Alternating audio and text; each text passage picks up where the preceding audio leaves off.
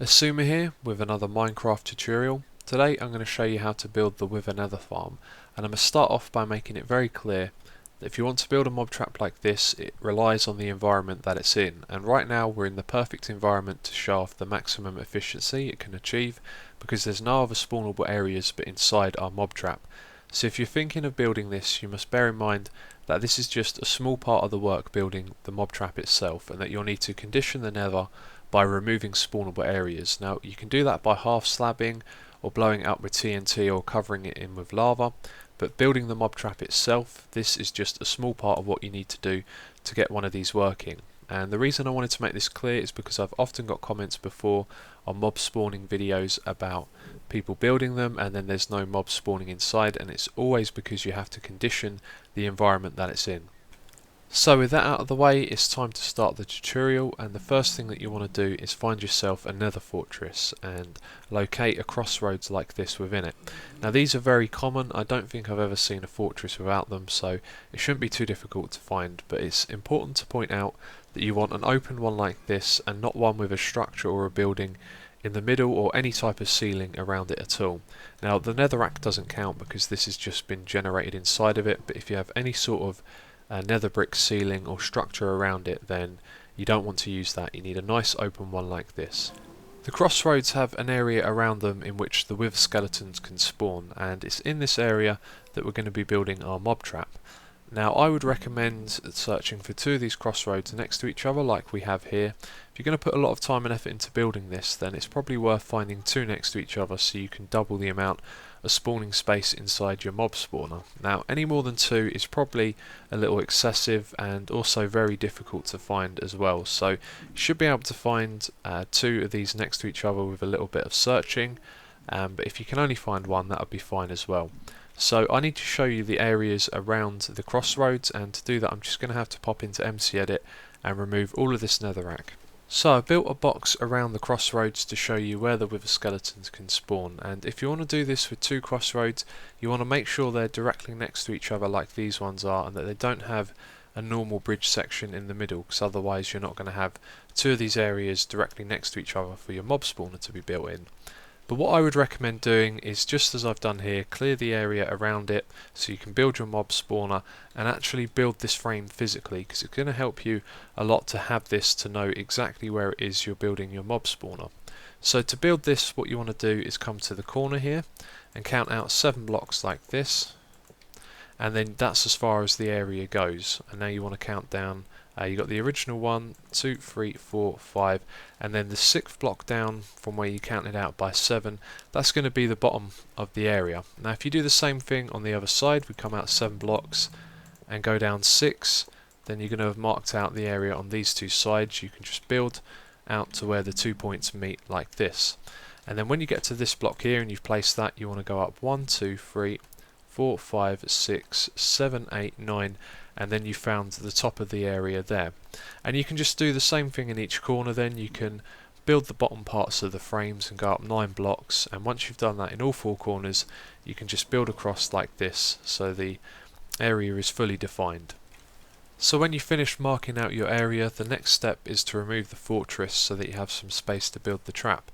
Now the trap itself is actually one little segment like this, and you repeat that 3 times across and 3 times going down, and then you have a 1 wide segment which you repeat depending on how far back the area goes. So if you were to have 2 of them next to each other like we actually have here, we could build another one of these frames behind it where the other crossroads were. You would just continue that 1 wide section going back. We're now ready to start building the mob trap, so what we want to do is come to the front hand corner of the area that we marked out and just remove some blocks, but leave the one in the very corner, and then place a pressure plate on top of it. Then have a gap, another block with a pressure plate, and put torches on the outside of those blocks with blocks above them, and then put torches on those blocks again. And then what you want to do is put a sticky piston on top of that torch facing inwards like this, and then you can put a block in front of either of those and put some half slabs on top, and then last of all you want to put some vines in the gap here. Now that we've built our first piston pusher, we have another 8 on this row to build, and I'm just going to show you the gaps that you have in between each one. So on the same row you're going to have a 1 block gap between each of the piston pushers, so you're going to see something like this. This is where the second one starts on that side, and then for the third one again you're just going to have a 1 block gap between it, and then you're going to have no gap whatsoever between these two, although it will look like one because of the half slabs. So directly above the half slabs is where the next layer starts, so this is where you'll have your 2 spawning platforms. I've now built all 9 piston pushers, and there's a couple of things that I want to point out here. First of all, the areas at the bottom line up perfectly, and at the top as well they do, with the spawnable area of the wither skeletons. And I've also placed in these trapdoors, and this is real simple. Just place down 2 blocks, put a fence gate on top, remove those 2 blocks, and then open the fence gate like that. And then at the very top we also have these half slab roofs, which aren't actually necessary. You definitely don't need these 2 blocks on either side here, but the blazes shouldn't fly out of the trap unless they're aggravated. If they're not aggravated they should just fall down, but I would leave that on there just in case. So the next thing to do is just continue building these back to back all the way across our spawning area. And when you've done that, the next thing to do is to seal up the front with some glass. We're going to place 3 blocks like this, and then we leave a gap and place another 9 on top of that. Now the reason that we leave a gap is so that the magma creams can escape. The larger magma creams will get crushed because they'll activate both pressure plates, they'll get stuck in the middle and they'll die, but the smaller ones will just pick a direction and continuously head in that way, so they'll keep going all the way down to the end here, and that's why we leave this gap, so they can simply hop outside and fall off and die. And so yeah, basically at each level where the pressure plates are, you just leave a gap and then you put some more glass above it, and then when you get to the top here you just need to put some half slabs on top so that mobs don't spawn on them. And then you want to copy that and do it on all 3 bits here and on the other side as well. Now we need to build the tube for the mobs to fall down, and like before I'm building this out of glass. I just wanted to point out that that's purely an aesthetical thing. So below these iron blocks is where the tube starts, and we go down 21 blocks all the way down to the bottom here, and then you'll need to place these half slabs in the middle of that tube. So that is just 2 blocks down from where we were. That's the 21st, this is the 23rd, that's where your half slabs are going to go. When you finish building the tubes and the slabs for the mobs to land on, we need to build the crusher trap, and this is real simple.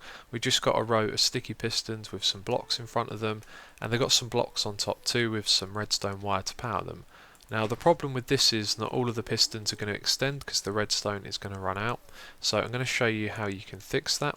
You need to find the last bit of redstone that's powered, which is this one here, and just remove the wire before it, and then place 4 blocks like this, and then 2 blocks there.